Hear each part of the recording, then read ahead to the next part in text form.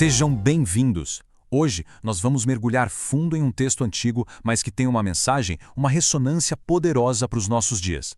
Vamos juntos desvendar o capítulo 15 do livro de Números. É um texto que, olha, ele mistura lei, uma história forte e uma reflexão profunda sobre justiça, sobre o pecado e sobre o poder da memória. O que será que ele pode nos ensinar sobre como se constrói uma comunidade debaixo da vontade de Deus? É o que vamos descobrir. E para a gente poder absorver a mensagem completa, nós dividimos essa análise em 5 partes, 5 pontos essenciais. Pense nisso como o nosso mapa, sabe? O mapa que vai nos guiar desde as leis para essa nova vida, lá na frente, até a importância de um lembrete visível mostrando como cada peça se encaixa para formar um quadro coeso e, de fato, muito poderoso. Bom, para começar, vamos entender o cenário. O povo de Israel está num momento de pura transição, caminhando pelo deserto. E é interessante porque as leis que eles recebem aqui não são exatamente para a vida que eles estão levando, essa vida de nômades. Na verdade, elas são como uma semente sendo plantada para o futuro. Uma visão de como a vida deveria ser quando eles finalmente chegassem e se estabelecessem na Terra Prometida.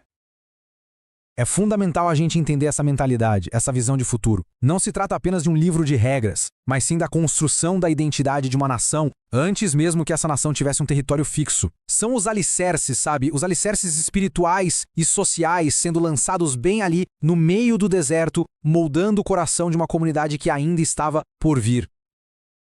E como se constrói essa identidade? O texto nos mostra que tudo começa pela adoração. Então agora a gente vai mergulhar nos detalhes dos rituais, que eram de fato a espinha dorsal do relacionamento entre a comunidade e o próprio Deus. O texto detalha os componentes centrais desses rituais. E aqui tem um ponto fundamental. A oferta nunca era só o animal. Era um pacote completo, que incluía os cereais, o vinho, simbolizando a entrega total, não só de um bem, mas dos frutos do trabalho e da terra a Deus. Era uma entrega de vida. O que essa tabela revela é a incrível precisão e a lógica desse sistema. Existe uma proporção aqui. O valor da oferta de grãos e de vinho aumenta de acordo com o valor do animal. Um cordeiro exige uma medida, um carneiro um pouco mais, e um novilho o máximo. Não é aleatório de forma alguma, é um sistema que reflete valor e reverência de uma forma quase matemática. E, no meio desses detalhes todos, o texto estabelece um princípio, revolucionário. A mesma lei, a mesma regra se aplicava tanto ao israelita nativo quanto ao estrangeiro que vivia com eles. Na adoração, diante de Deus, não havia cidadãos de primeira ou de segunda classe. Era um padrão único de justiça e de acesso ao sagrado para todos que faziam parte daquela comunidade. Agora, o capítulo muda um pouco o foco. Sai do ritual e entra na justiça. E aqui ele traça uma linha muito clara, muito nítida e importante entre 2 tipos diferentes de transgressão. Primeiro, o texto define o que é o pecado não intencional. Essa é a categoria do erro cometido por engano, por ignorância, sem uma atitude de rebelião no coração. E para esse tipo de falta, a lei provê um caminho de volta, um caminho claro para a expiação e para o perdão através de um sacrifício.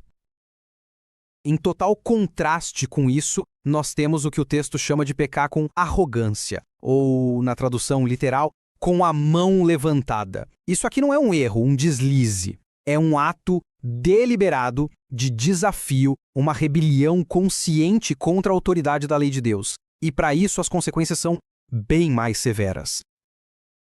Então, no fim das contas, tudo se resume à intenção.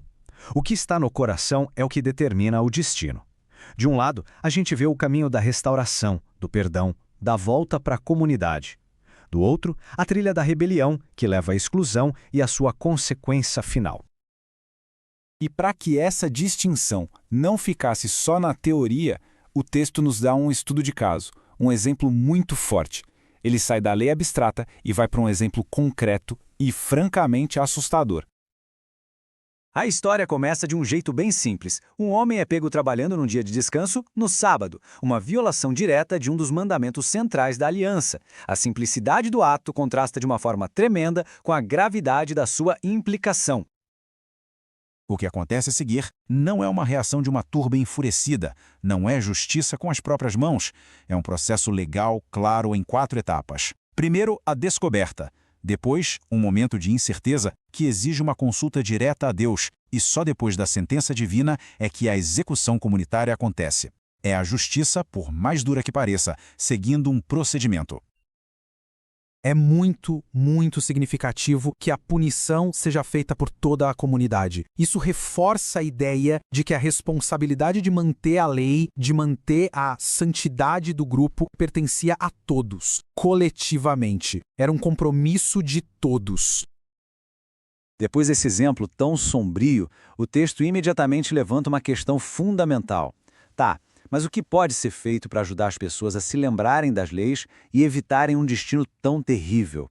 A narrativa passa da punição direto para a prevenção. E a resposta que o texto dá não é mais lei sobre lei, é uma ferramenta de memória. E é aqui, na seção final, que a gente descobre essa solução, uma solução engenhosa e tangível para o problema humano tão eterno do esquecimento e da distração. A solução é profundamente psicológica e espiritual. É um lembrete físico costurado ali na roupa do dia a dia. Algo que não dá para ignorar, que é visto e tocado dezenas de vezes ao dia, transformando um conceito abstrato, a lei, em uma presença constante, tátil. E o texto é muito claro sobre a função dessas franjas. Elas são como uma ferramenta projetada para 5 ações: ver, lembrar, obedecer, evitar a tentação dos próprios olhos e do próprio coração, e, finalmente, para manter a identidade santa do grupo. Esse comando final amarra todas as pontas. O objeto físico, a franja, está diretamente ligado ao propósito espiritual da comunidade. A prática diária, o simples ato de ver aquela franja, reforça a aliança maior e o relacionamento com Deus. A obediência, então, nasce da lembrança constante. Isso tudo nos deixa com uma reflexão final, né? Desde essas franjas antigas até as bandeiras, uniformes ou outros símbolos modernos, como os símbolos físicos ajudam a formar e a manter os valores e a identidade de uma comunidade? É uma pergunta que ecoa desde o deserto até os nossos dias.